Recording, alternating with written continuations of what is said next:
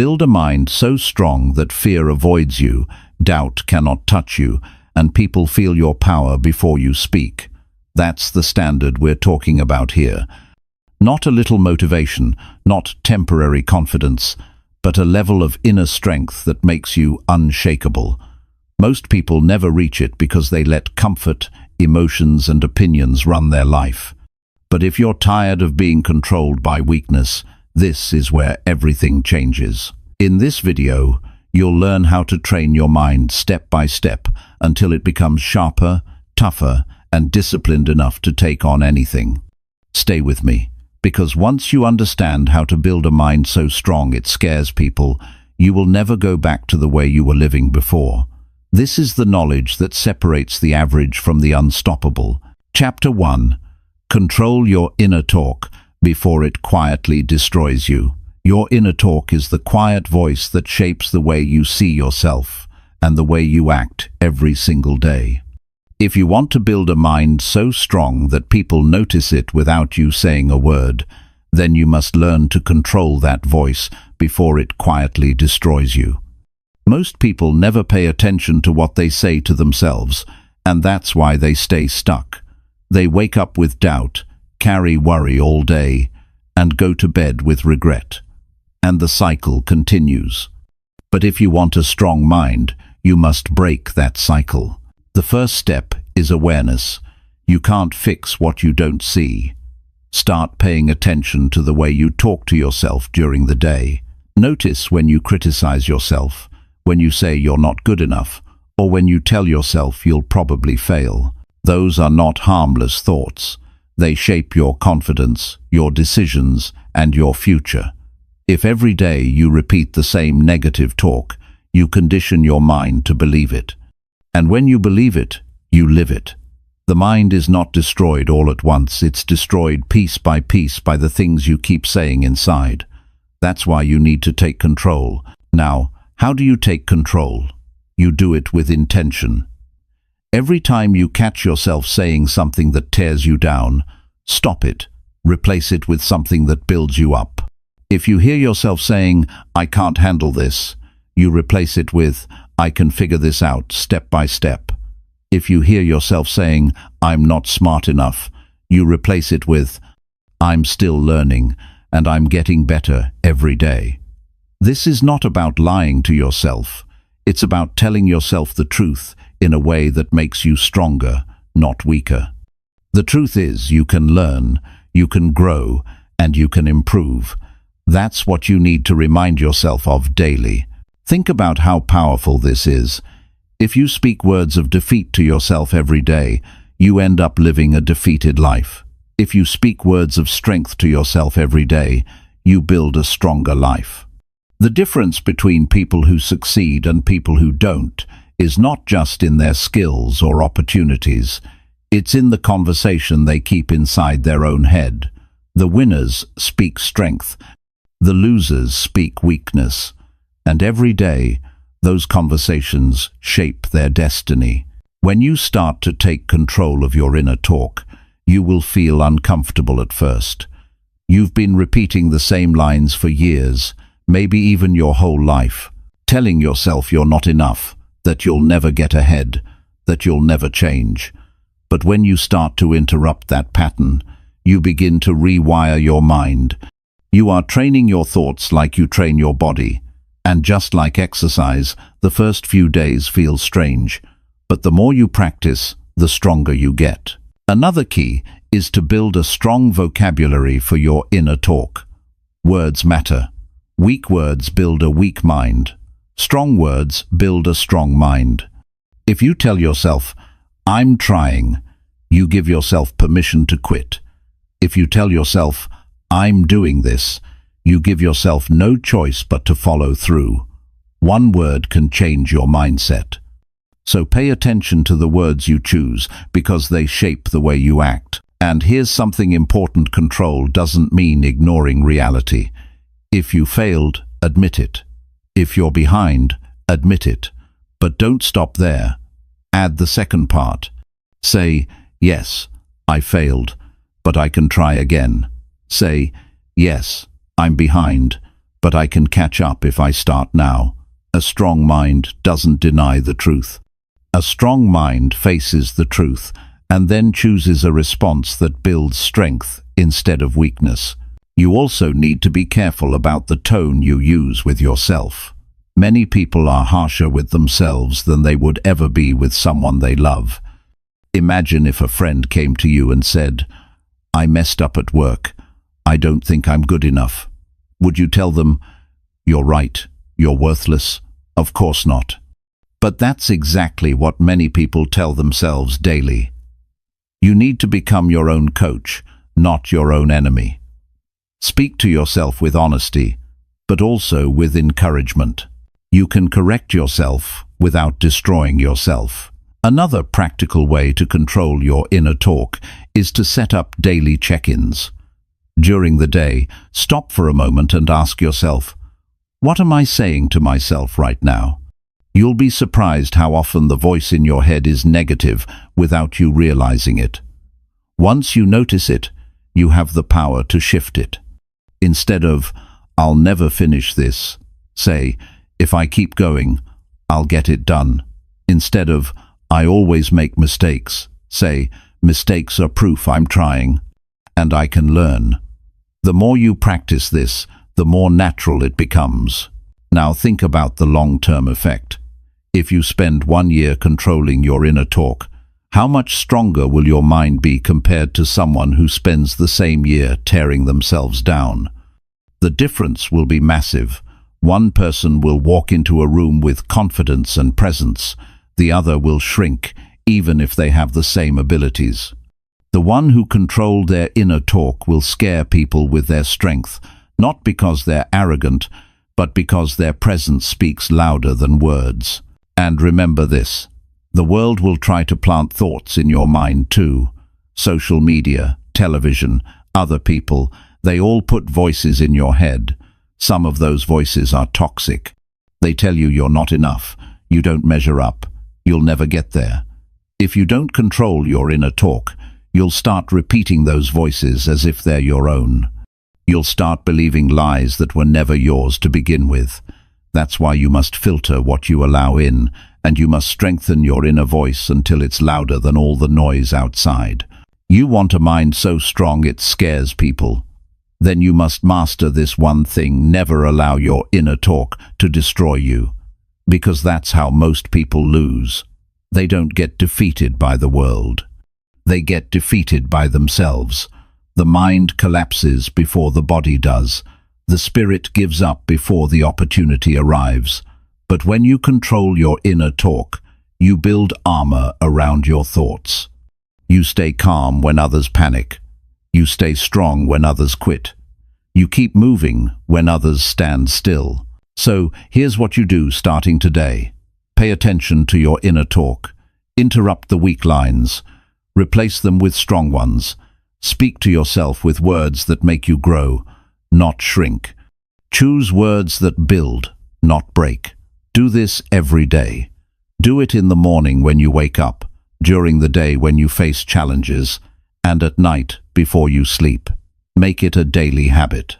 And little by little, you will notice your confidence rising, your discipline sharpening, and your strength becoming unshakable.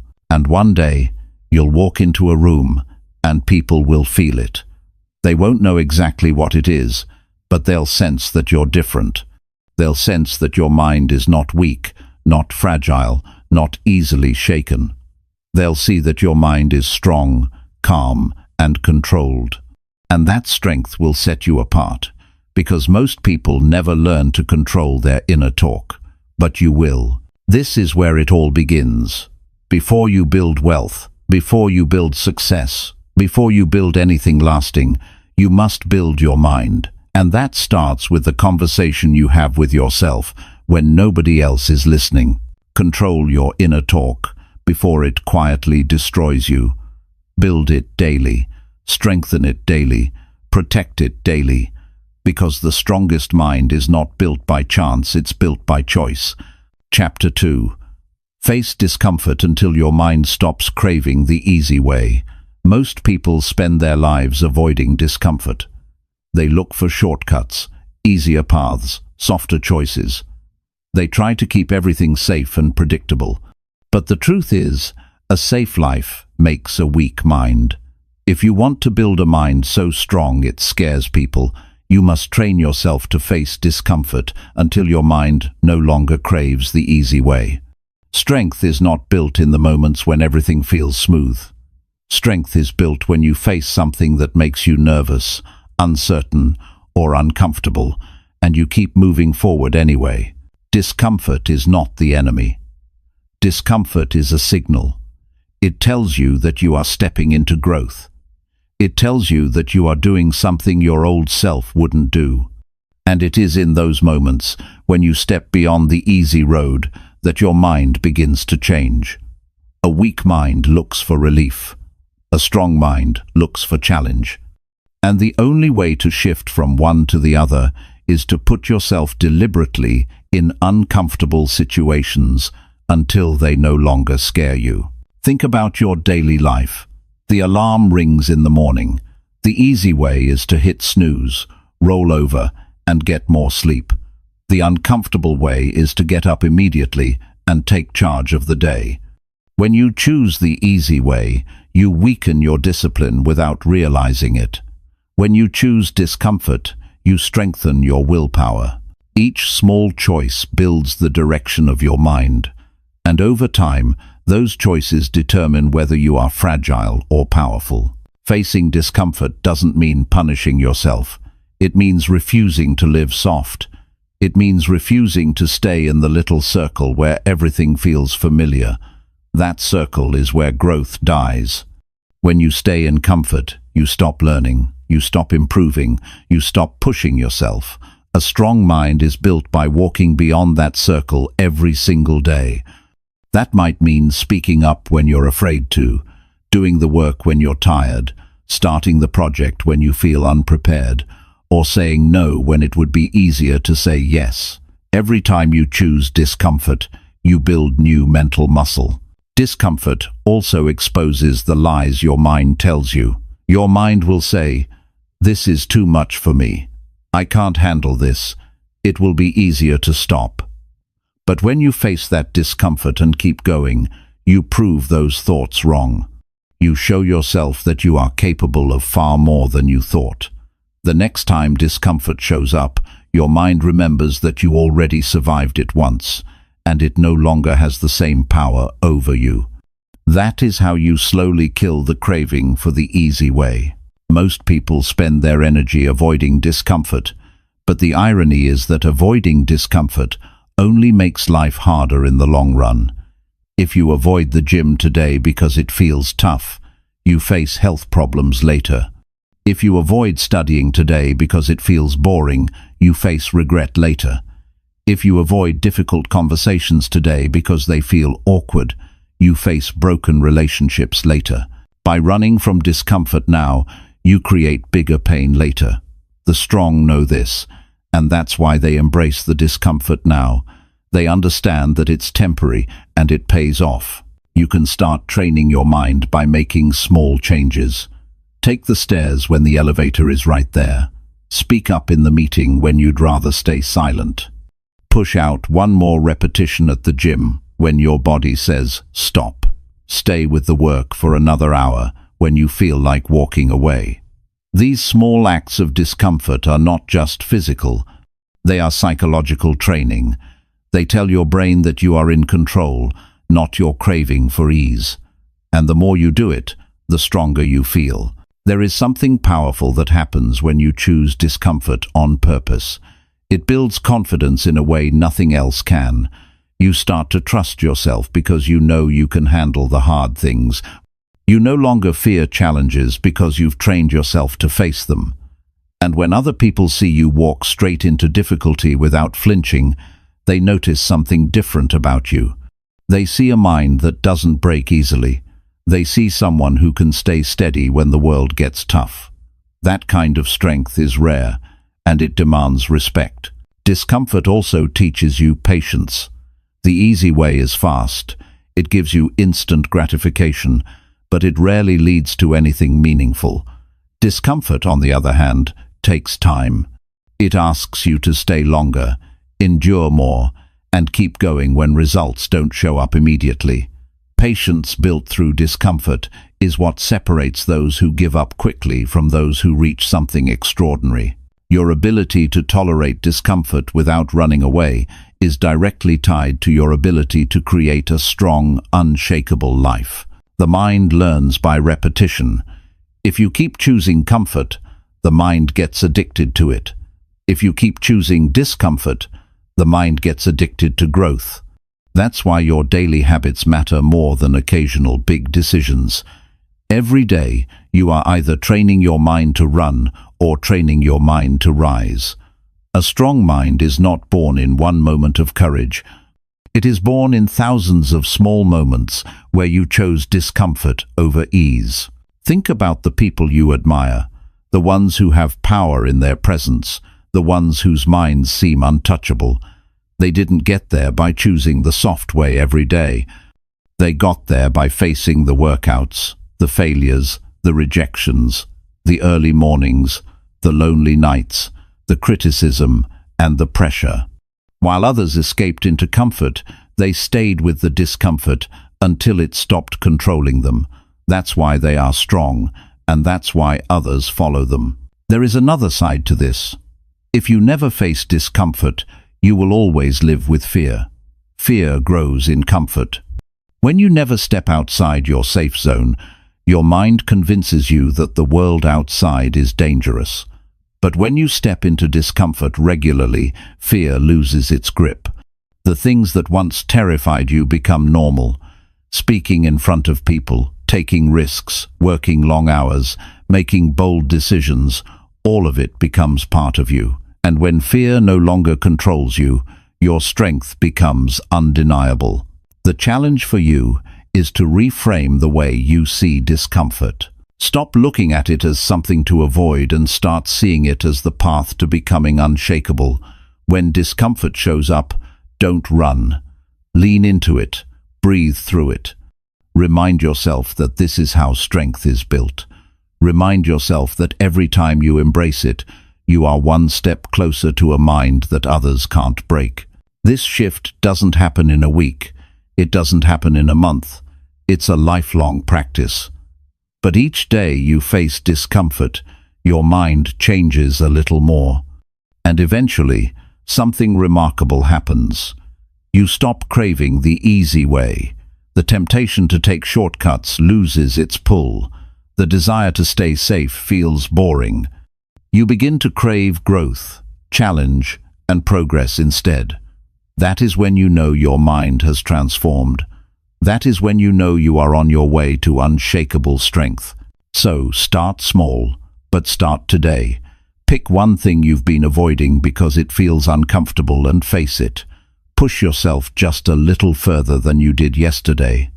Train your mind to see discomfort as the door, not the wall. Over time, you will build a foundation so solid that the easy way no longer appeals to you. Your identity shifts from someone who avoids challenge to someone who thrives in it. And when that shift happens, people will notice. They will see it in the way you carry yourself. They will feel it in your presence. They will realize that your mind is not like theirs, that you no longer live for comfort, that you have built something far stronger. And that strength, once developed, will stay with you for the rest of your life. This is the work of building a mind so strong it scares people. It begins with facing discomfort again and again until your mind stops begging for ease and starts demanding growth. Once you reach that point, you will no longer be controlled by the pull of comfort. You will have built a mind that is calm, confident, resilient, and unshakable. And that is the kind of mind that changes everything. Chapter 3. Discipline yourself when nobody is watching your choices.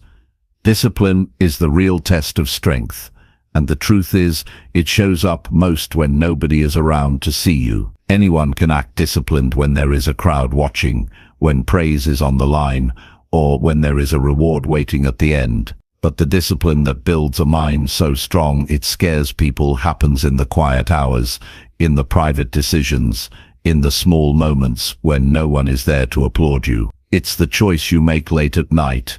It's the decision you take in the morning. It's what you do with your time when nobody will ever find out. That's the difference between people who appear strong and people who are truly strong. When nobody is watching, the temptation to cut corners is high. You think, no one will know if I skip this workout. Nobody cares if I waste this hour scrolling. Nobody will ever see me eating this junk food. Nobody notices if I ignore the book I said I would read. And in one sense, you're right. Nobody else sees, but there is one person who sees everything. You. And the truth is, the mind remembers every choice you make. Every time you break your word to yourself, your self-trust gets weaker. And when your self-trust weakens, so does your strength. A strong mind cannot exist without self-trust. Discipline in private builds a character that is unshakable in public. The man or woman who trains themselves to stay true when nobody else is there develops a deep kind of respect for themselves. That respect is not visible to the outside world at first, but it shapes the way you carry yourself, the way you think, and the way you respond to pressure. When you know you can depend on yourself, you carry a quiet confidence that others feel. They may not know why, but they sense that your mind is different. Discipline is not about punishment. It is about alignment. It is about making your actions match your goals. If you say you want health, then your choices with food, exercise, and rest must reflect it. If you say you want success, then your hours must be invested in skill building, learning, and work that takes you closer to it. If you say you want strength, then you must face discomfort, not avoid it. The challenge is simple. Do your private actions align with the life you say you want? If they don't, then you are only pretending. The danger with pretending is that it looks good for a while, but it collapses under pressure.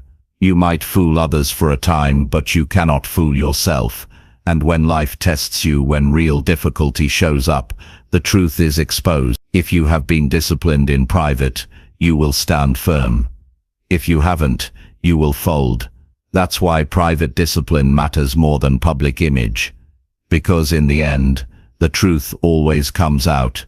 To discipline yourself when nobody is watching, you need to create systems. Relying on motivation alone is not enough. Motivation fades. Discipline stays. Systems are simple habits and rules that guide your behavior when nobody is there to check on you. For example, if you want to wake up early, set a bedtime routine that forces you to sleep on time. If you want to eat clean, remove junk food from your house so the temptation is gone. If you want to study daily, schedule it like an appointment and treat it as non-negotiable. Systems remove the need for constant willpower, and they make discipline easier to maintain in private. Another critical part of private discipline is honesty. Be brutally honest with yourself. When you fail to keep a promise, don't excuse it. Admit it, face it, and then correct it. Excuses are the enemy of discipline because they let you avoid responsibility. Every time you excuse yourself, you train your mind to believe that weakness is acceptable. Discipline grows when you admit the truth, even if it stings, and then do better the next time. Honesty builds integrity, and integrity is the foundation of a strong mind. Discipline also requires clarity. If you don't know what you want, your private actions will always wander. Decide what matters most to you. Decide the standards you want to live by. Write them down. Define them so clearly that there is no confusion. Then, in those private moments, measure your actions against those standards. Did you live up to them today? Did you lower them when nobody was looking? Clarity makes discipline easier because it removes the gray areas. Without clarity, your mind will always negotiate with comfort. With clarity, the decision becomes simple. Either you lived by your standard or you didn't. The strength you gain from private discipline shows up in surprising ways. It shows up in your patience when others get frustrated, It shows up in your confidence when others doubt themselves. It shows up in your persistence when others quit. People may not see the hundreds of private decisions you made, but they will see the results. They will see that you are steady, consistent, and reliable. They will feel that you are different. That difference comes from the small battles you fought in silence. Private discipline also protects you from regret. Nothing eats the mind faster than knowing you could have done better, but chose not to. Regret is the cost of undisciplined living. And the worst part is, regret doesn't go away easily. It stays. It whispers to you in the quiet moment. It reminds you of what you gave up for comfort. On the other hand, discipline in private builds pride. Not the kind of pride that boasts, but the kind that sits deep inside and tells you, I can trust myself. I keep my word. That kind of pride is powerful. There will be times when you feel nobody cares about your discipline, and that can make it harder to keep going. But remember, you are not building discipline for them. You are building it for you. You are building it so you can carry a mind that doesn't break. You are building it so you can look in the mirror and respect what you see. You are building it so when life gets tough, you know you have the strength to endure. Others may never notice your discipline in private, but they will always notice the strength it creates in public. Self-discipline when nobody is watching is also the root of freedom. Without discipline, you become a slave to your impulses. Whatever feels good in the moment controls you. But with discipline, you control your impulses instead of being controlled by them. That control gives you freedom. Freedom to live the life you want, instead of the life your weaknesses dictate. Freedom to say no when you need to. Freedom to stay the course when distractions call. That kind of freedom is rare, but it is priceless. The test of private discipline will come every day. It will come when the alarm rings and you decide whether to get up. It will come when you sit down to work and decide whether to focus or drift. It will come when you are tired and decide whether to follow through or quit. Each of those moments is a test, and each choice is a vote for the kind of person you are becoming. Weak minds fail the test when nobody is around. Strong minds pass the test no matter who is watching. And here's the most important part. Nobody can give you this discipline. You must give it to yourself. You can be inspired by others, but in the end it is you who makes the choice.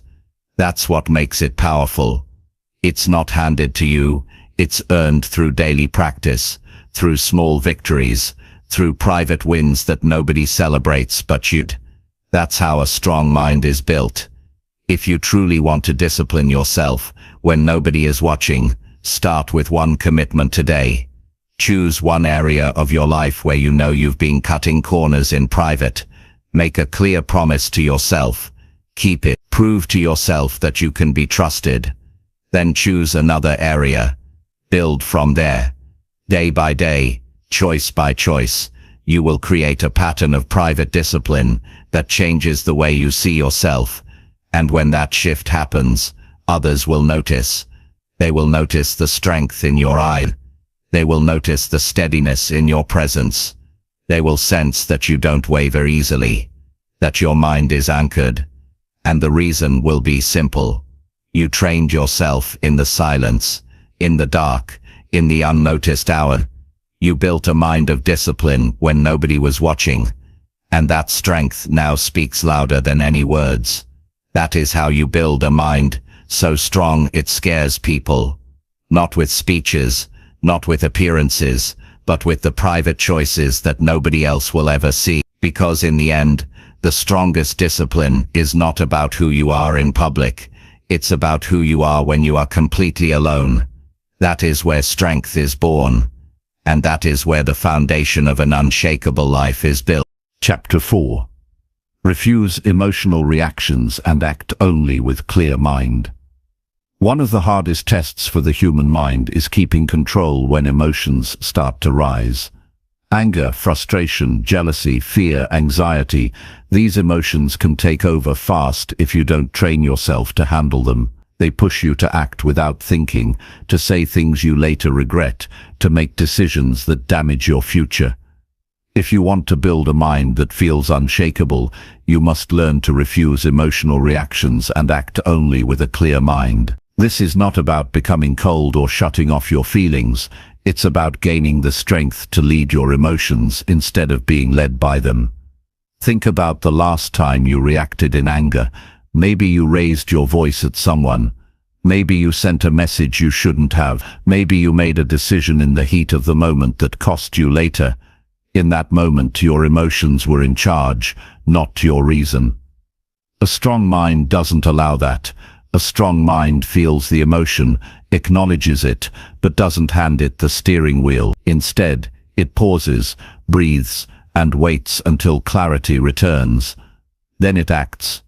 This kind of control takes training because emotions are fast. They arrive in your body before your logical mind has time to respond. Your heart rate goes up, your chest tightens, your voice sharpens, your thoughts race. If you do not have a system in place, you will get caught in the wave and swept away by it. But if you have trained yourself to pause, to breathe and to wait, you create space between the emotion and your response. In that space, your power grows. Why is this so important? Because most of life's biggest regrets come from emotional reactions.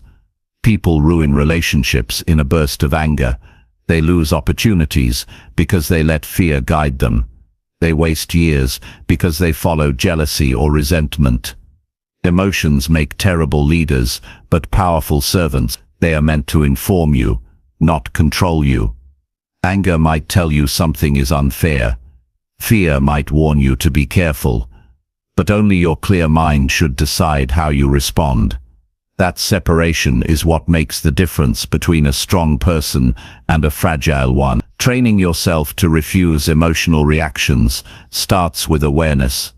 The moment you feel the heat rise in your body, recognize it, name it. This is anger. This is fear. This is frustration. By naming it, you separate yourself from it. You remind yourself that the emotion is not who you are. It is just a signal. After awareness comes control of the body. Slow your breathing, loosen your shoulders, relax your jaw. When the body calms, the mind begins to clear. It may take a few minutes, sometimes longer, but the more you practice, the quicker it happens. A clear mind sees what an emotional mind cannot. In anger, you see only the insult. In calm, you see the bigger picture. In fear, you see only the threat. In calm, you see the opportunity hidden behind it. In frustration, you see only what's wrong. In calm, you see what can be fixed. The clear mind doesn't deny the problem. It simply chooses the smartest response. And that's why refusing emotional reactions makes you powerful. You make decisions based on strength, not weakness. Another key is preparation. You already know the triggers that usually spark your emotions. It might be a certain person, a certain situation, a certain pressure. Prepare for it in advance. Decide how you will act when it shows up. When you prepare ahead of time, you take away the element of surprise. For example, if you know a coworker irritates you, plan your response before you enter the meeting.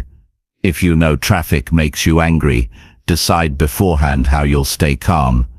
Preparation is discipline applied to emotion. It's also useful to set standards for yourself. Make a personal rule. I don't respond while angry. I don't send messages when upset. I don't make decisions when afraid. These rules protect you from yourself. They act as a shield when emotions rise. They give you something solid to hold on to while the wave passes. Without standards, your emotions will drag you in any direction. With standards, you stay grounded. The benefits of this kind of control reach every part of life. In relationships, refusing emotional reactions allows you to communicate instead of attack. Instead of shouting, you listen. Instead of shutting down, you explain.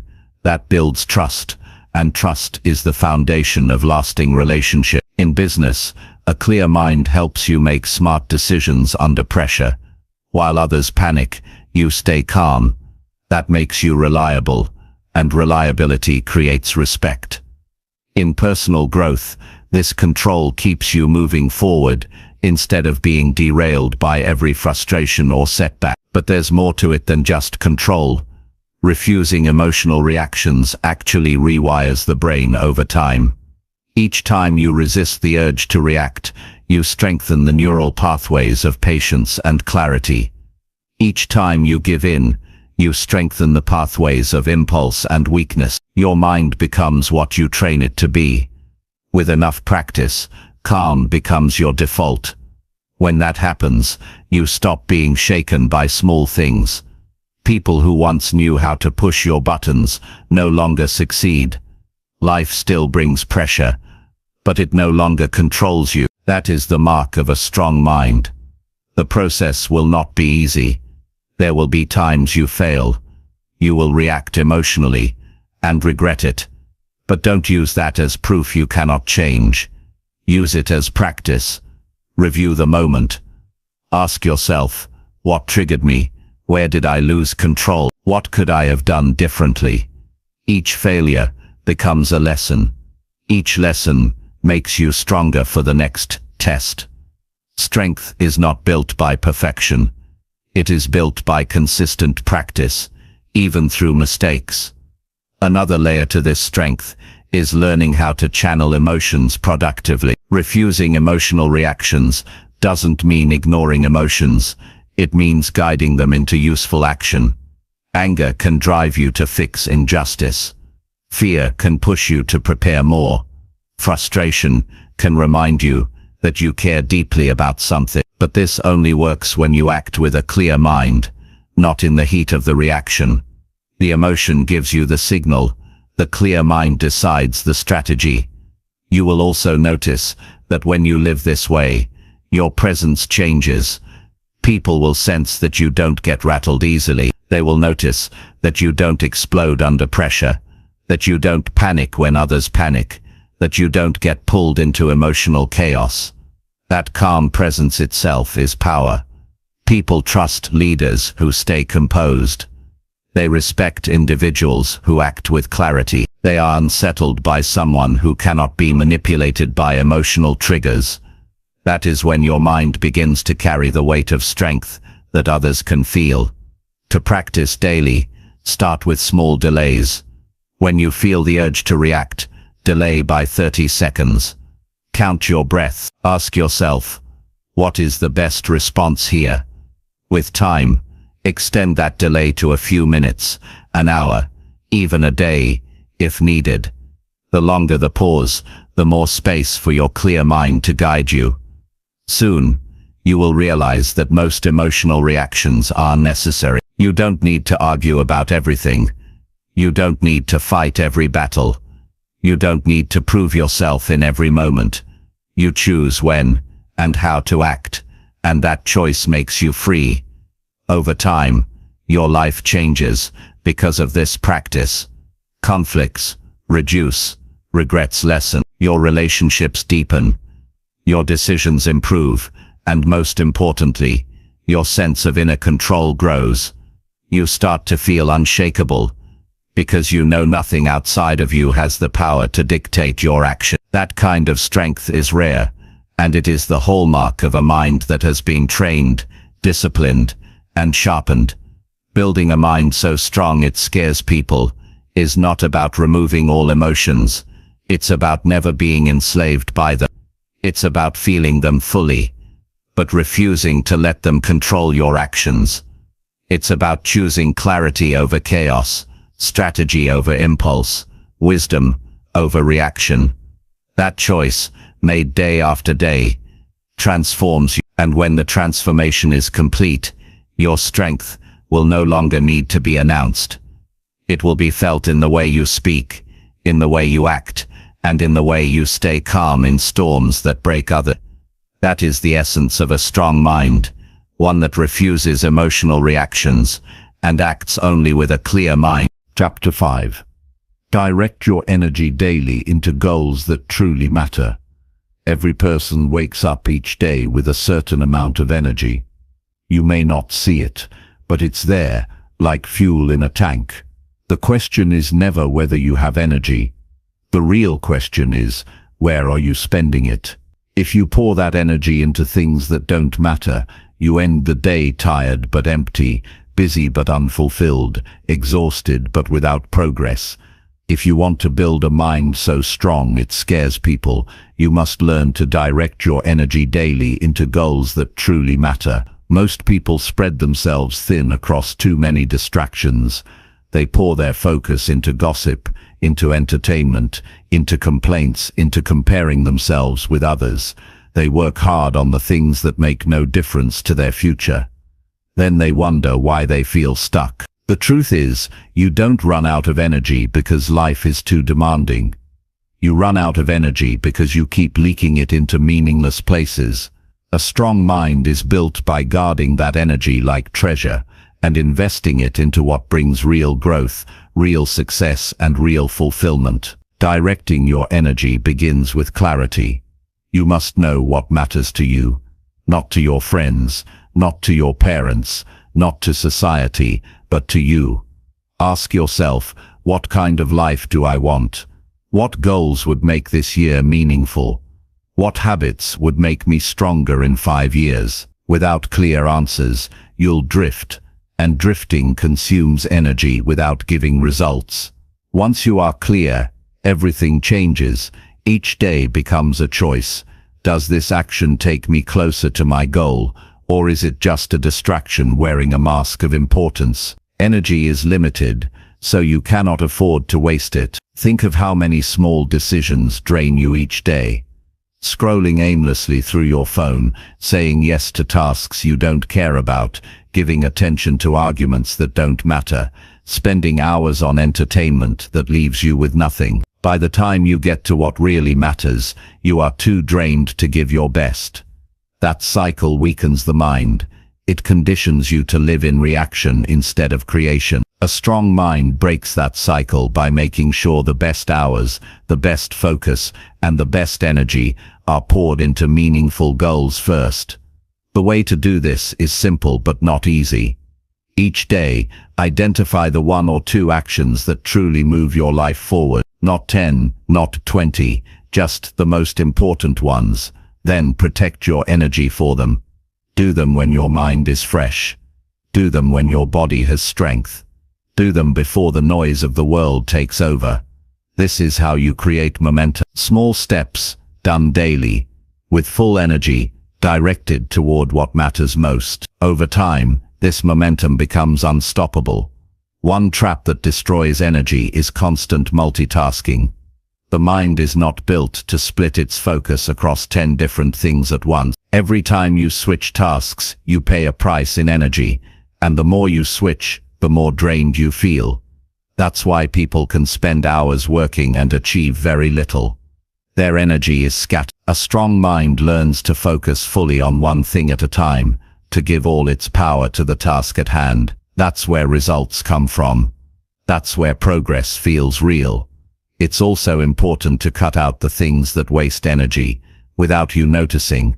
Worry is one of the biggest drains. Worry consumes hours, but never produces solutions. Complaining does the same.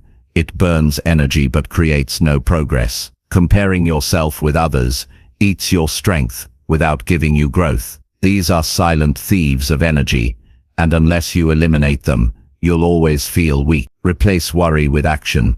Replace complaining with problem solving. Replace comparison with self-improvement. That shift alone will save you more energy than you realize.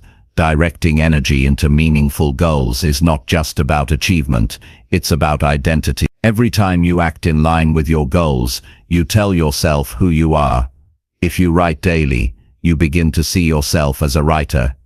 If you train daily, you begin to see yourself as an athlete. If you study daily, you begin to see yourself as a learner. Your energy creates your identity, and your identity creates your future. This is why scattered energy creates confusion about who you are, while focused energy builds certainty and strength. You must also understand the cost of saying yes to the wrong things. Every yes is also a no. When you say yes to an empty distraction, you are saying no to progress. When you say yes to pleasing others, you are saying no to building yourself. Discipline is not just about what you do, it's about what you refuse to do. A strong mind is willing to disappoint others if it means staying true to its own goals. Weak minds chase approval.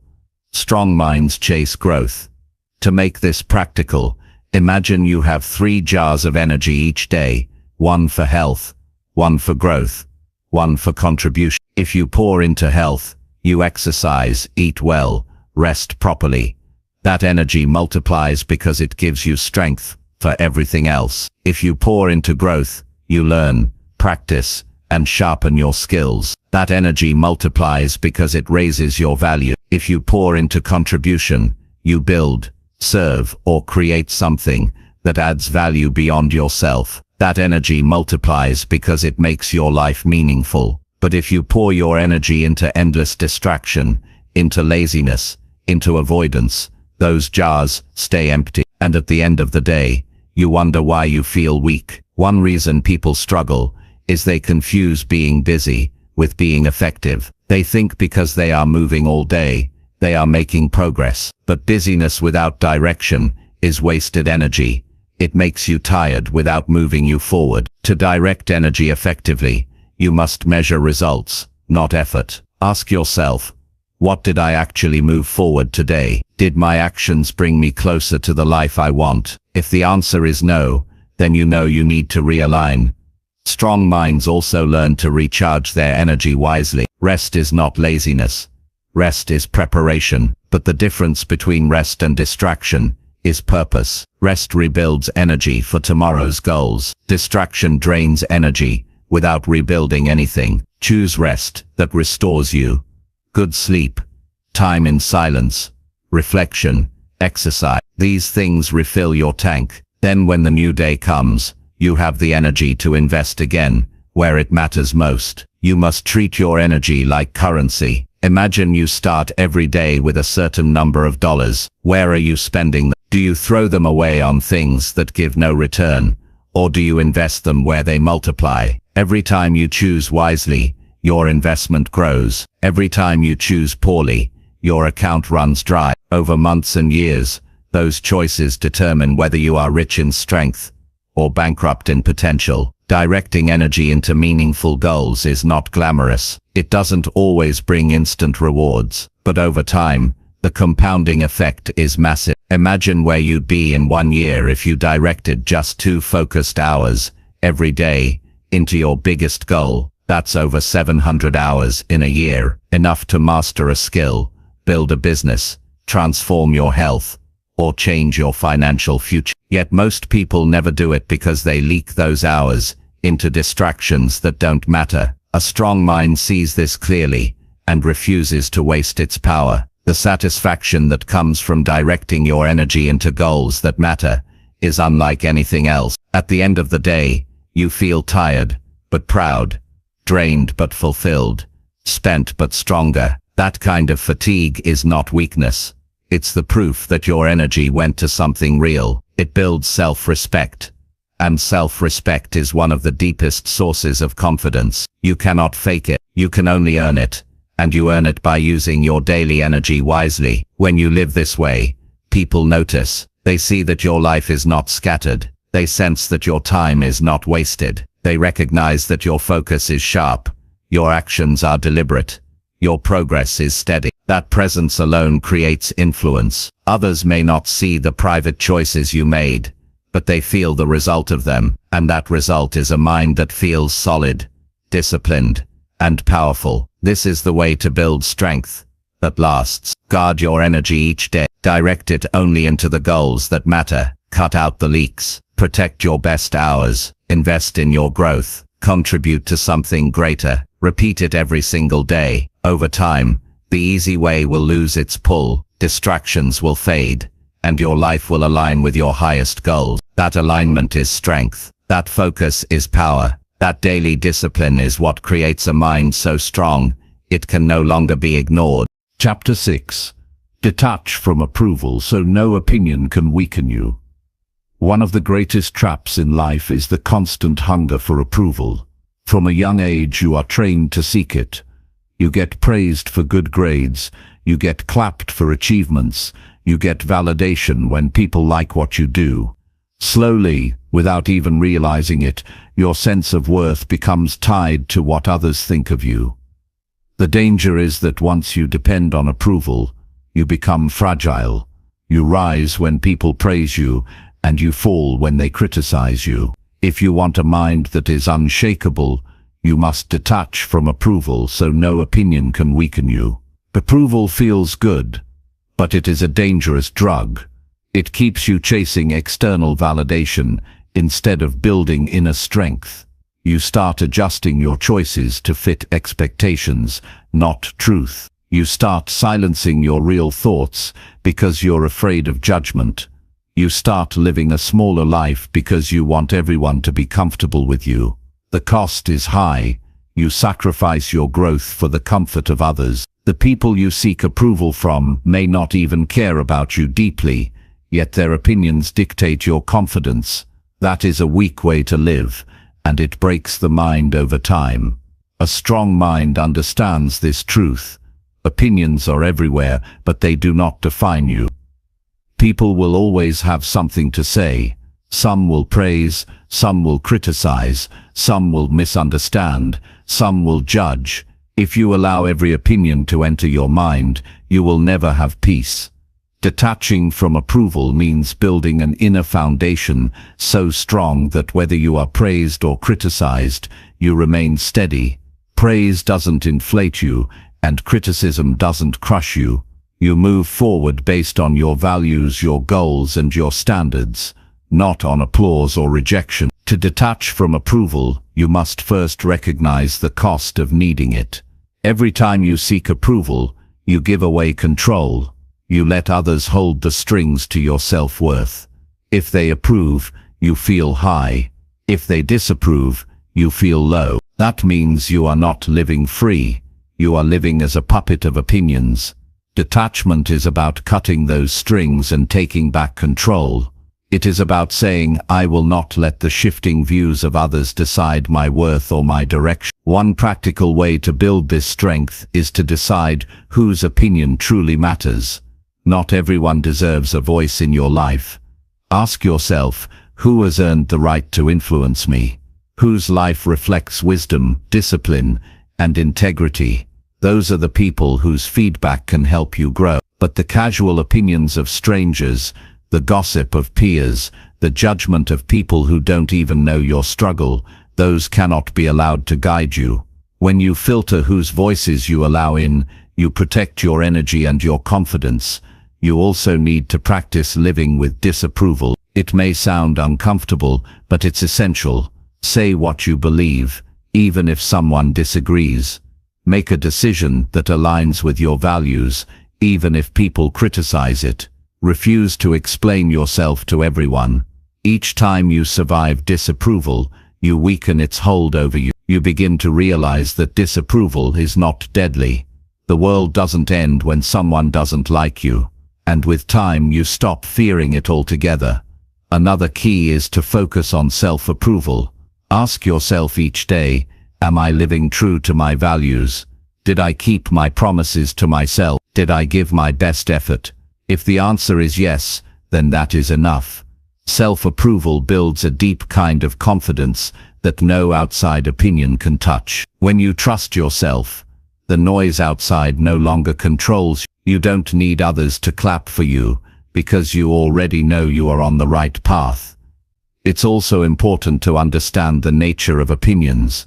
Most people judge based on their own limitations, not your potential. If someone says you can't do something, what they often mean is that they can't imagine themselves doing it. Their judgment is a reflection of their mind, not yours. Once you realize this, opinions lose their power.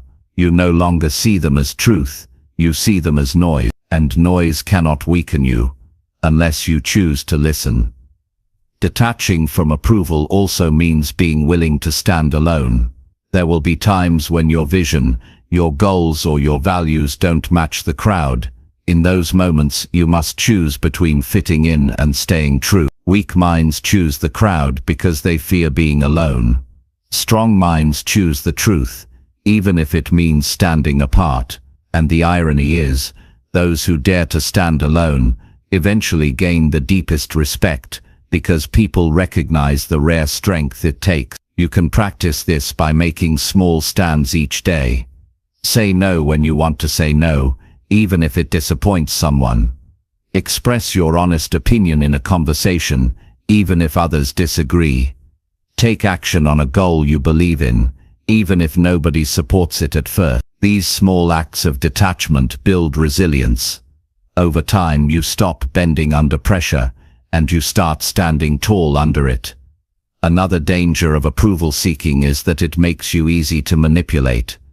People who crave approval are easy to control. Offer them praise, and they'll do what you want. Threaten them with criticism, and they'll retreat. But when you detach from approval, manipulation loses its grip. Nobody can lure you with fake compliments, and nobody can control you with disapproval. You become independent in the truest sense, and that independence is power.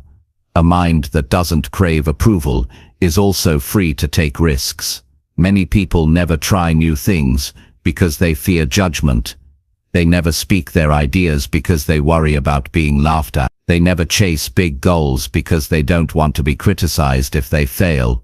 But if you detach from approval, you remove that barrier.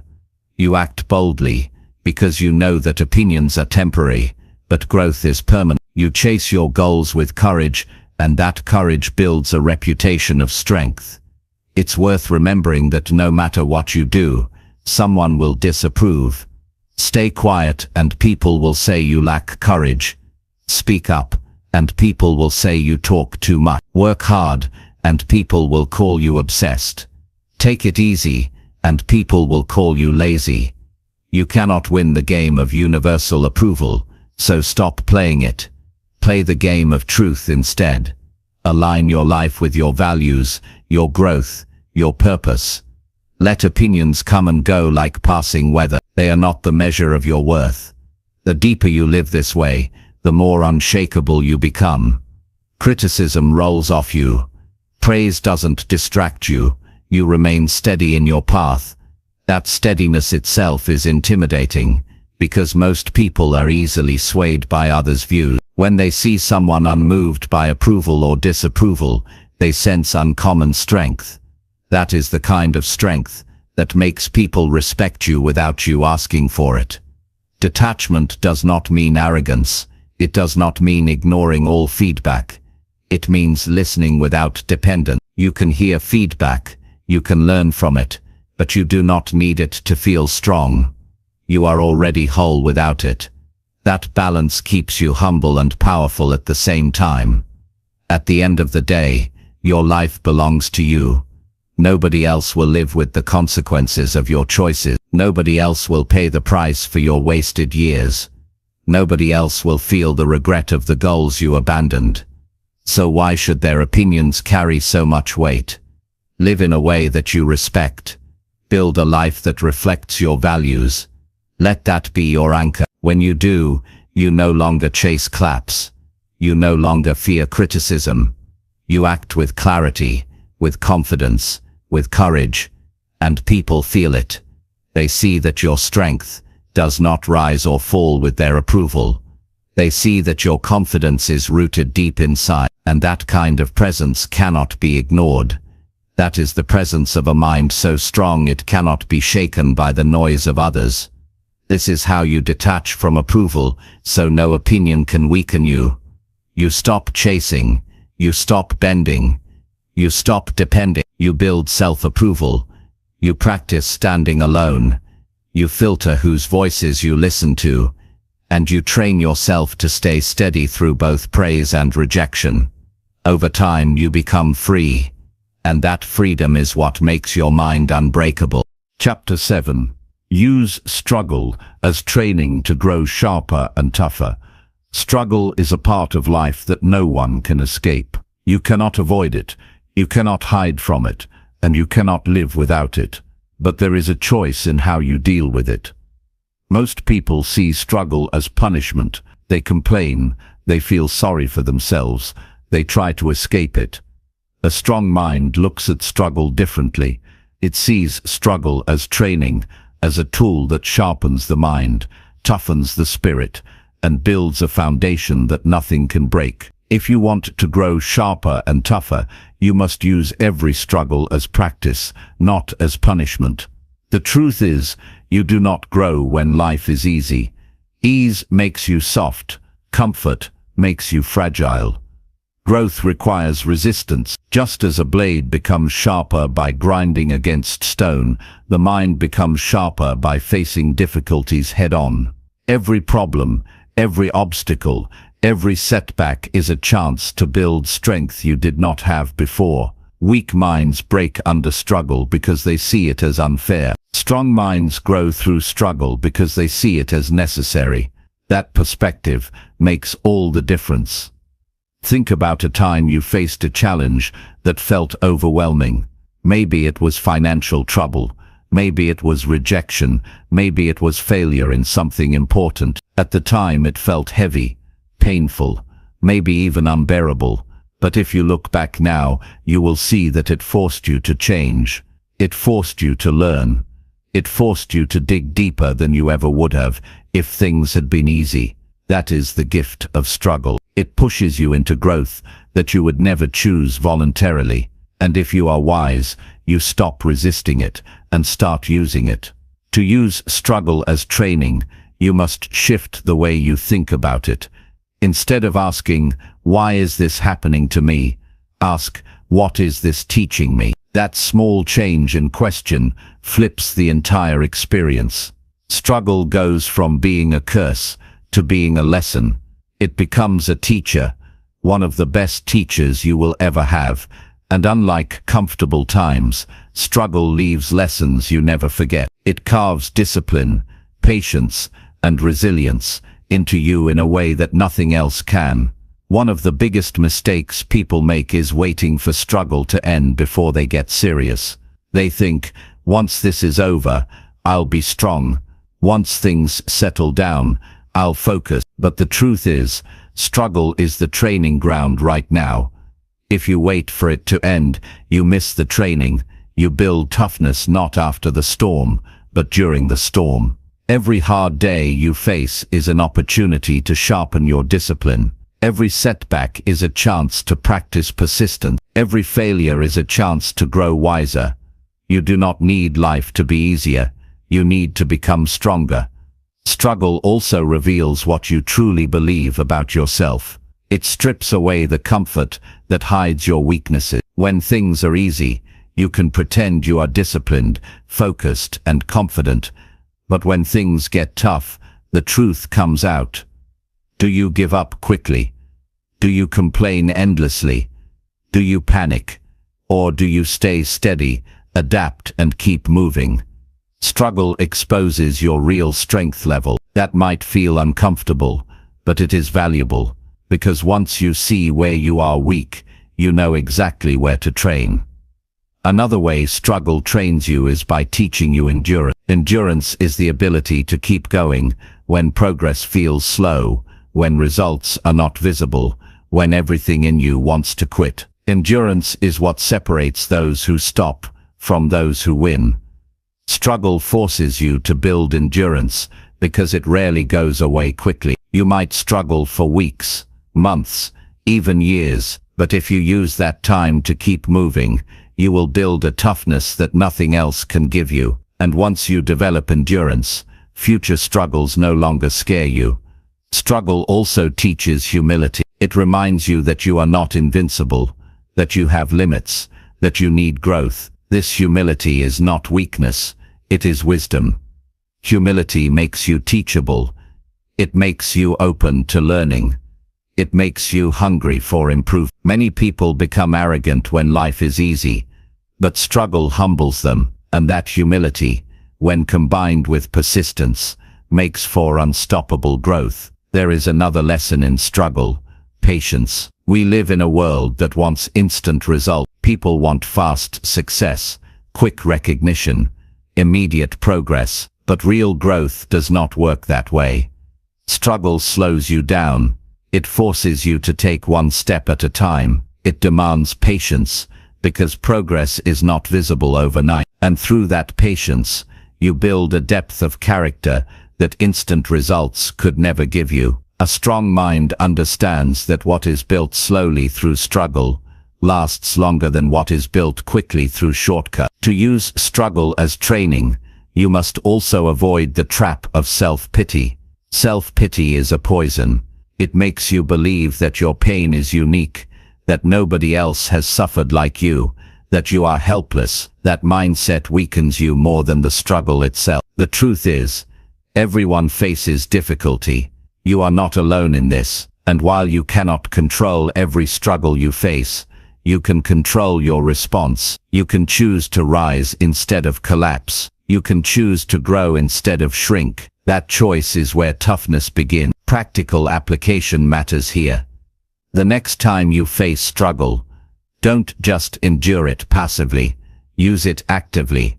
If you fail at something, ask yourself what the failure is teaching you about your preparation. If you lose something important, ask yourself what it reveals about what you value most. If people disappoint you, ask yourself what it teaches about expectations and trust. Every struggle has a lesson, but only if you choose to look for it. Struggle also strengthens gratitude. When you go through hard times, you learn to appreciate the moments of peace and the wins you achieve later. Without struggle, gratitude is shallow. With struggle, gratitude is deep. You understand the value of progress because you know what it costs. That gratitude fuels you to keep going and reminds you that every victory, no matter how small, is worth celebrating. Another advantage of struggle is that it makes you fearless. Once you have survived enough pain, failure, and setbacks, future challenges no longer intimidate you. You've already been tested, you've already endured, and you know you can take more. That knowledge is priceless. It gives you a quiet confidence that others cannot understand. People who have avoided struggle look strong from the outside, but collapse when real tests come. People who have faced struggle and used it as training carry a resilience that scares others, because nothing seems to shake them. It's important to realize that struggle doesn't just build toughness, it sharpens focus. When life is hard, you learn to cut out the unnecessary. You stop wasting time. You stop entertaining distractions. You pour everything into survival and progress. That sharpened focus is a gift you carry even after the struggle ends. You learn to aim your energy at what matters and ignore the rest. That kind of clarity is rare, and it is often forged only in difficulty. There will be times when struggle feels unfair. You will wonder why others have it easier, why you had to face so much, why life gave you such a heavy load. In those moments, remember this: the weight you carry is shaping you. It is preparing you for something greater. The people who have it easy may look ahead now, but they will break later, because they never built toughness. You, on the other hand, will walk forward sharper, stronger, and unshakable because you trained through difficulty. The strongest people you know are not the ones who avoided pain. They are the ones who faced it, used it, and grew because of it. They turned wounds into wisdom, setbacks into lessons, failures into fuel. They understood that struggle is not the enemy. It is the classroom where strength is taught, and because they embraced it, they built a mind that no storm could brace. If you want to join them, you must change the way you see your own struggles. Stop resisting them. Stop seeing them as punishment. Start using them as practice. Practice patience. Practice endurance. Practice humility. Practice focus. Each struggle is a chance to get sharper, tougher, wiser, stronger, and each time you come through one, you carry a new layer of strength that stays with you forever. When you live this way, struggle stops frightening you. You stop running from it, and you start leaning into it. You begin to welcome it because you know what it gives you. And that shift is what separates strong minds from weak ones. Weak minds avoid, strong minds embrace. Weak minds complain, strong minds learn. Weak minds collapse, strong minds rise. This is the way you grow sharper and tougher, not by wishing life were easier, but by using every struggle as training. That mindset turns difficulty into power. It turns pain into progress. It turns setbacks into strength. And once you master this, nothing life throws at you will ever weaken you again. You will have built a mind so strong that struggle itself becomes your greatest weapon. Chapter 8. Master your focus by finishing everything you start. Focus is the foundation of real strength.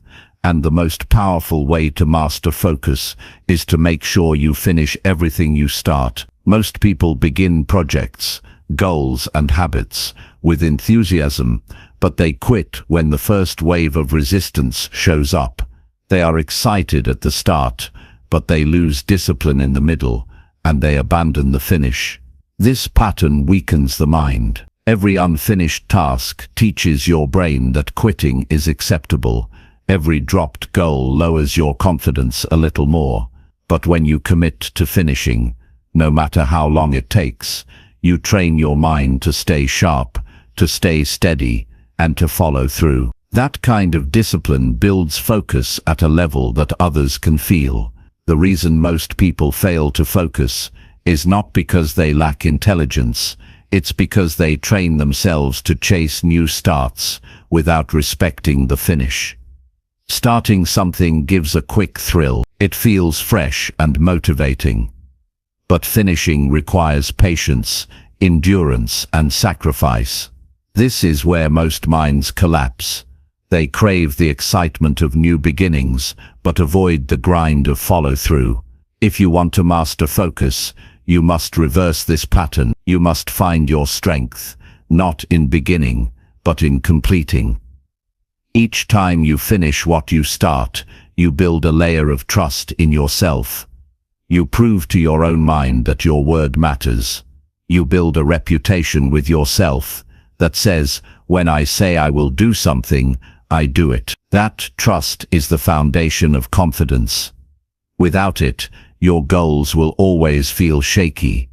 With it, your focus becomes unshakable, because once you trust yourself, distractions lose their power. You no longer chase every new shiny idea, because you are anchored by the commitment to finish what's already on your plate. Finishing everything you start also sharpens clarity. When you make finishing a non-negotiable rule, you become selective about what you begin. You stop wasting energy on meaningless pursuits. You ask yourself before starting, is this worth finishing? That question alone saves you from countless distractions. Weak minds start everything and finish nothing. Strong minds start less, but finish all. This is how you direct your energy into meaningful work instead of scattering it across endless half-done tasks. The discipline of finishing trains patience. Projects take longer than expected. Habits take months before results appear.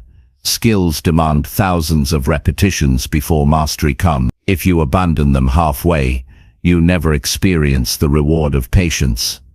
But when you stick with something long enough to see it through, you internalize a powerful lesson. Good things come to those who persist. That lesson makes you tougher. It gives you endurance. It makes your focus sharp, because you no longer expect instant results. One of the most damaging habits people develop is leaving things unfinished. They start reading a book and never complete it. They begin a workout routine and stop after 2 weeks. They launch an idea, but abandon it after the first setback. Each unfinished commitment leaves an open loop in the brain. That loop drains mental energy. It creates a sense of guilt, clutter, and scattered attention. But every time you close a loop by finishing, you free up energy. Your mind feels lighter, your focus gets clearer, and your discipline strengthens. To master focus, you must train yourself with small completions. Finish the chapter of the book before you close it. Finish the workout you set for yourself before leaving the gym. Finish the task you planned for the morning before moving to the next. These small completions build the habit of follow-through. Over time, finishing becomes part of your identity. You stop being someone who quits, and you become someone who closes every loop. That identity shift is powerful, and it is built one finished action at a time. Finishing what you start also separates you from the majority. Most people live in patterns of half effort. They are surrounded by unfinished business. Their homes are filled with projects they never completed. Their careers are littered with plans they abandoned. Their minds are cluttered with goals they never saw through. When you choose to finish, you immediately stand out. You become rare, because completion is rare, and that rarity gives you an edge in every area of life. Employers, partners, friends, everyone respects the person who can be counted on to finish. There is also a deep psychological reward in finishing. Every time you complete something, no matter how small, you build momentum. That momentum carries into the next task, and with each completion, your brain begins to crave more completions. You build a cycle of progress instead of a cycle of quitting. This cycle creates a level of focus that no amount of motivational talk can give you, because real focus is not built by excitement. It is built by the discipline of completion. Distractions will always try to pull you away. New opportunities, fresh ideas, tempting shortcuts, they will call for your attention. But you must train yourself to resist until you finish what is already in front of you. This does not mean you cannot explore new goals, but it means you earn the right to begin them only after completing the current one. That discipline keeps your focus sharp and your progress consistent. The mind becomes tougher with each completed commitment. When you finish, you develop resilience, because the path to finishing is never smooth. You face boredom, setbacks, fatigue, doubt, but by pushing through them to complete the task, you train yourself to overcome those obstacles instead of being defeated by them. This toughness carries into every area of life. You learn that no matter what challenges appear, you have the discipline to push until the end. That is the kind of mindset that scares people, because it cannot be broken easily. You must also remember that finishing is not about perfection. Many people abandon projects because they don't look perfect, but finishing is about closure, about proving to yourself that you can carry something to the end. Even an imperfect finish is better than endless unfinished beginnings. Perfection can be adjusted later, but the discipline of completion must be built now. Each imperfect finish builds more focus than another abandoned attempt. Another benefit of mastering focus through finishing is confidence under pressure. When you build the habit of finishing, you know you can rely on yourself. That self-reliance is powerful when challenges come. Instead of panicking, you stay calm, because you know that you have trained yourself to complete things no matter how hard they become.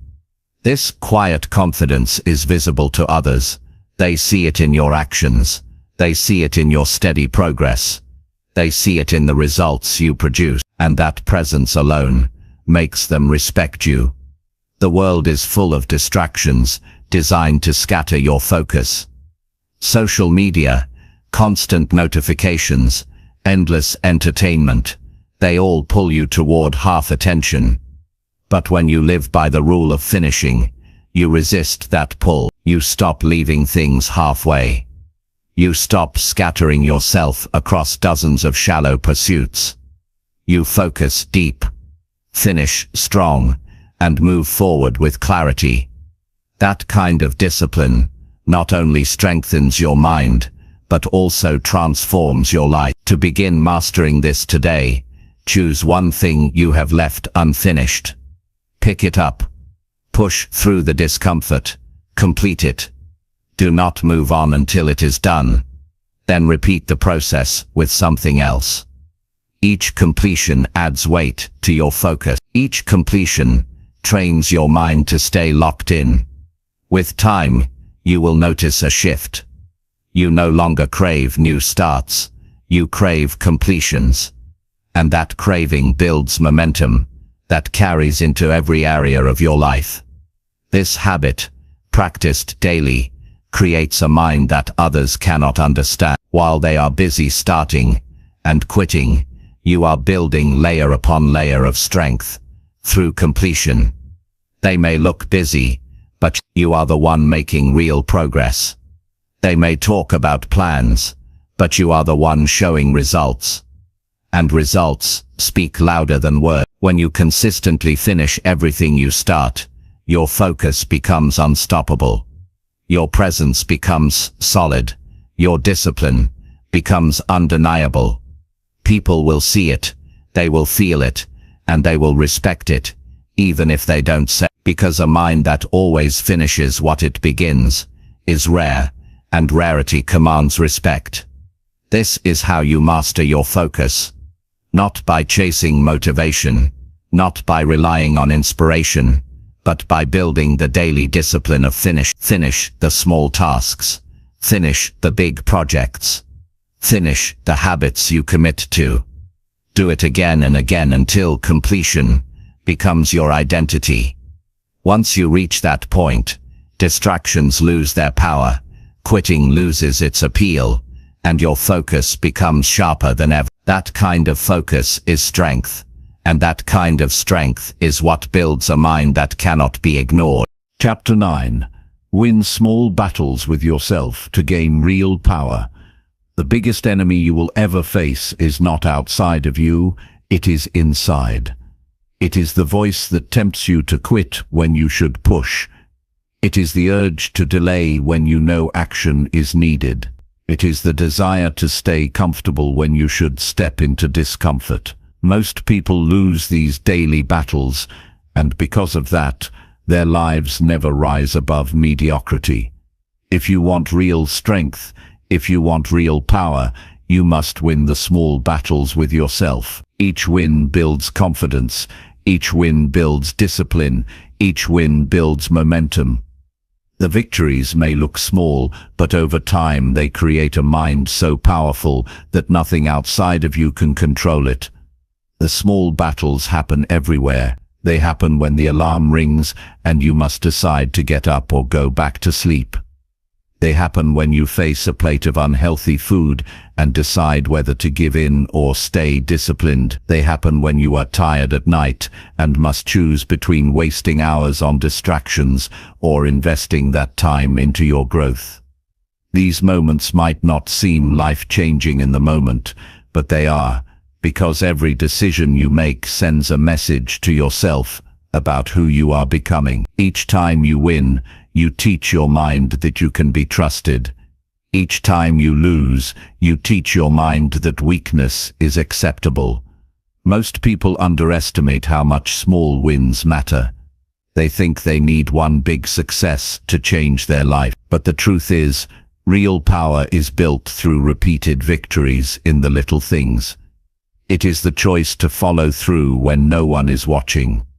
It is the decision to do one more repetition when you feel like stopping. It is the commitment to open the book and read even when your mind wants the easy escape.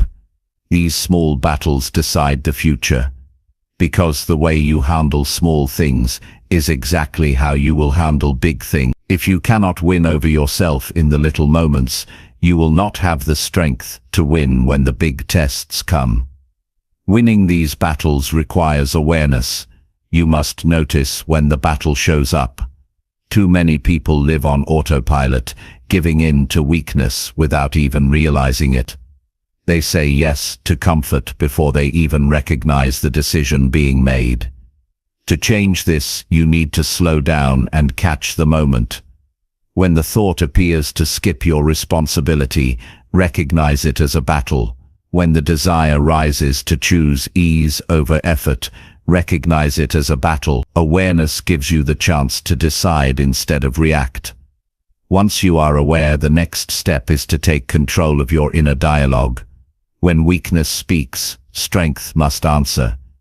If the voice says it's okay, you can skip today, respond with, no, I keep my promises. If the voice says this is too hard, answer, I am capable of handling hard things. This inner back and forth is not meaningless, it is the battlefield itself.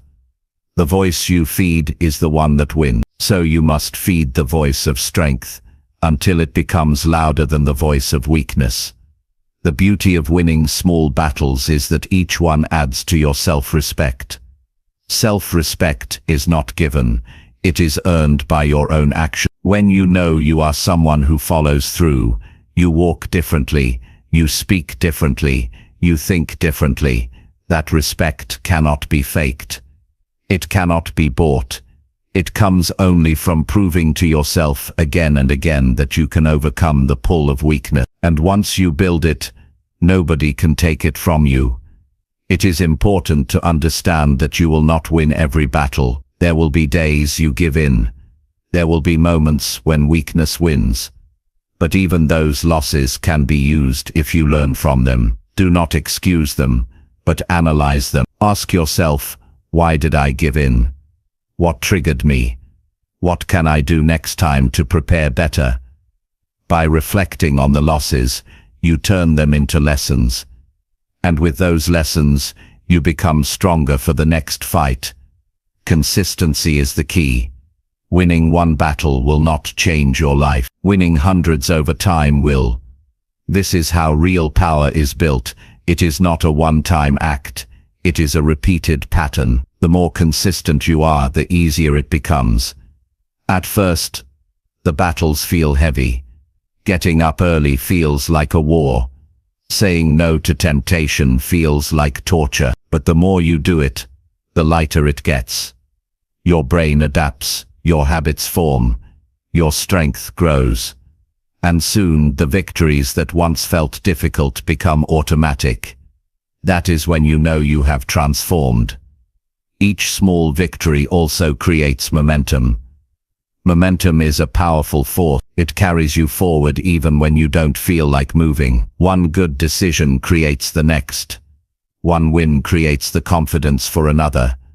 That momentum, once built, is hard to stop. But the opposite is also true. Lose enough battles in a row, and weakness builds its own momentum. That is why discipline must be guarded daily. You cannot afford too many losses in a row, because each one strengthens the wrong side.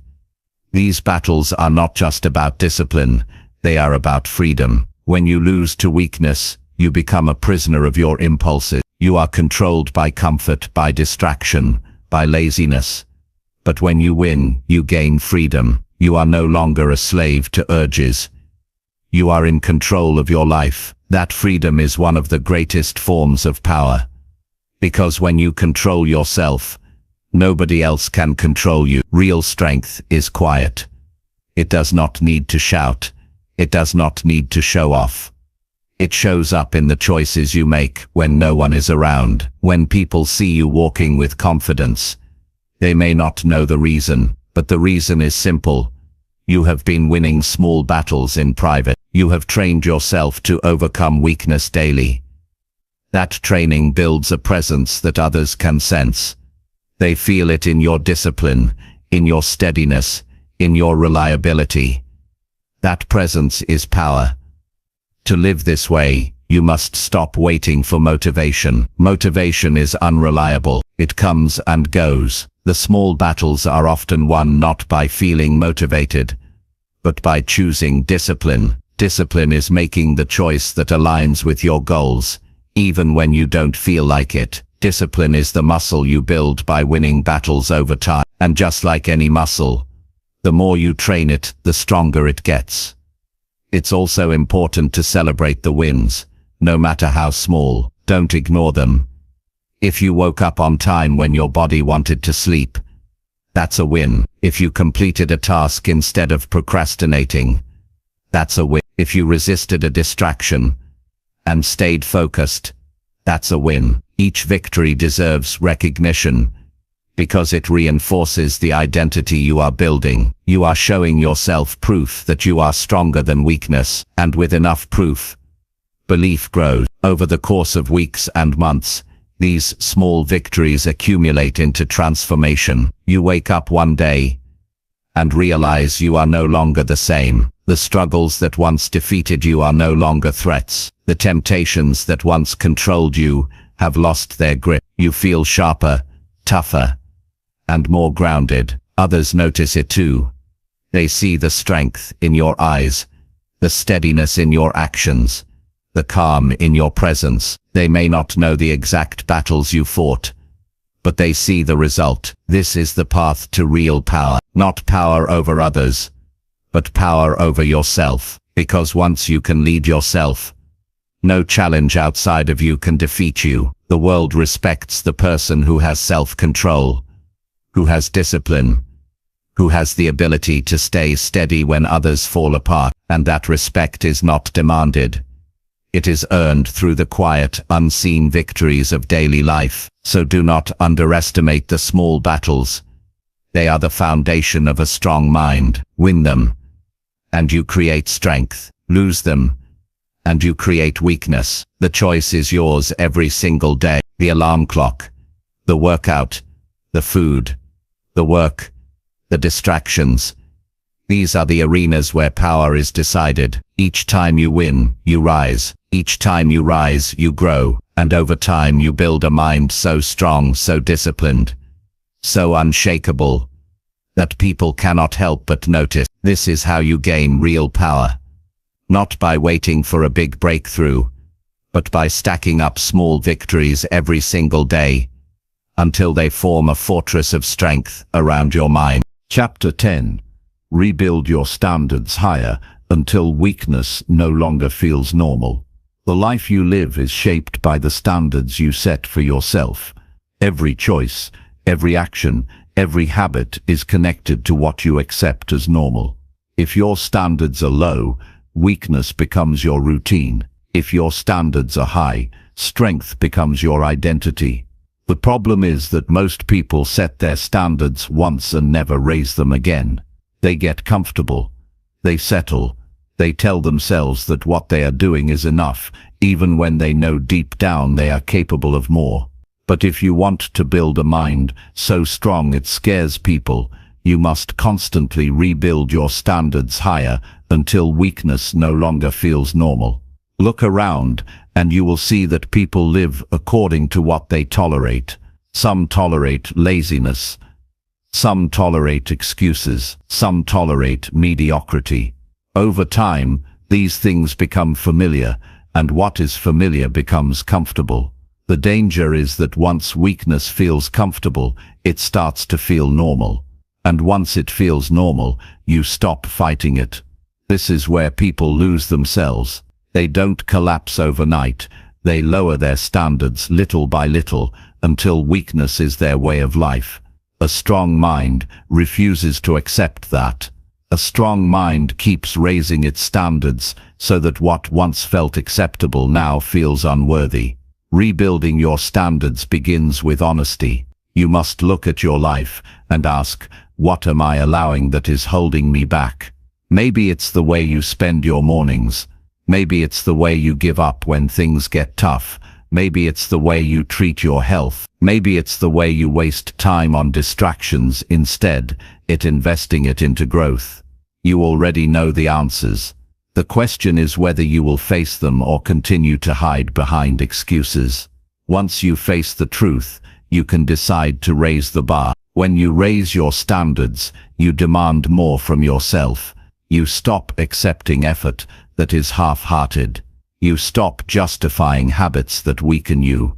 You stop tolerating actions that keep you from growing. This shift does not happen all at once, but with each small change you make, your life begins to shift. For example, if your standard has been to exercise twice a week, raise it to 4.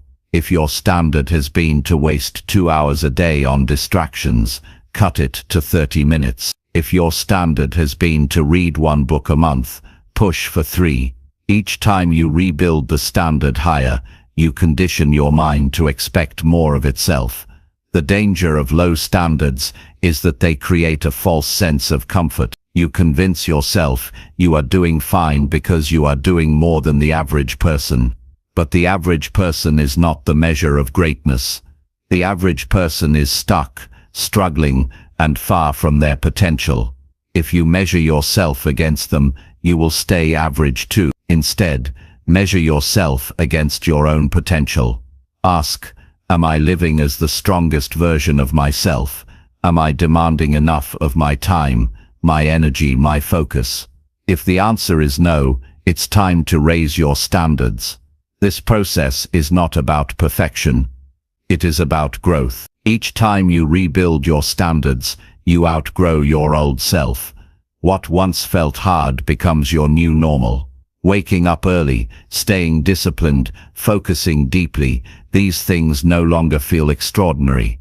They feel expected, and when weakness shows up again, it feels out of place. You no longer accept it as part of who you are. That is the goal, to make weakness feel foreign and strength feel natural. The mind adapts quickly to whatever you feed it. If you keep feeding it excuses, it gets used to them. If you keep feeding it high standards, it rises to meet them. At first, raising your standards will feel uncomfortable. You'll resist. You'll want to go back to what feels easier.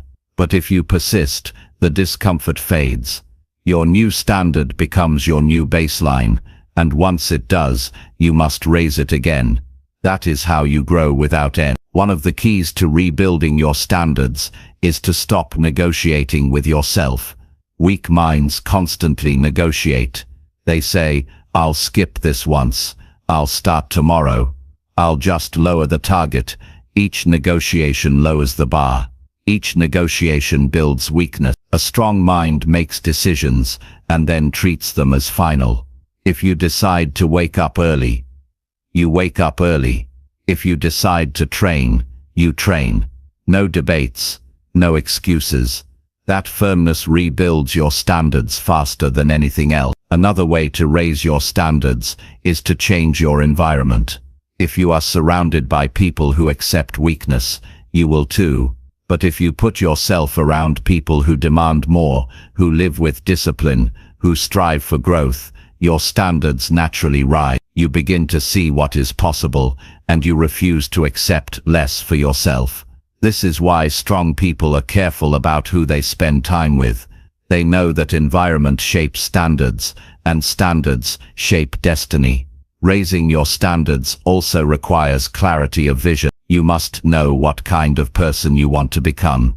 Without a clear vision, it is easy to drift back into weakness. Write down your vision. Define your values. Decide what kind of life you want to live.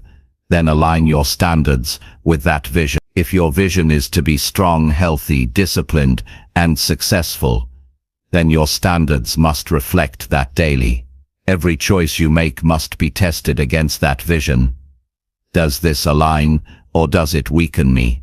The beauty of high standards is that they create automatic growth. When you demand more of yourself, you naturally take actions that build strength. You no longer need to force progress. It becomes inevitable. Each day, you live by higher standards. You rise a little higher, and over time, those small rises turn into transformation. People look at you and see someone who is sharper, tougher, more focused. They may call it discipline, but the truth is simple. You stopped tolerating weakness, and you raised your standards until strength became your baseline. Rebuilding your standards is not about chasing perfection or impressing others. It is about building a life where you can respect yourself. It is about looking in the mirror and knowing you did not settle, that you did not waste your potential, that you demanded the best from yourself. That kind of respect cannot be taken from you. And it is one of the deepest sources of inner power. As you live this way, weakness becomes uncomfortable. Laziness feels unnatural. Excuses feel out of place. You can no longer tolerate them. Not because someone told you not to, but because you have rebuilt your standards so high that they no longer fit who you are. That is when you know your mind has changed. That is when you know you have built strength at a level most people never reach. This is how you finish building a mind so strong it scares people.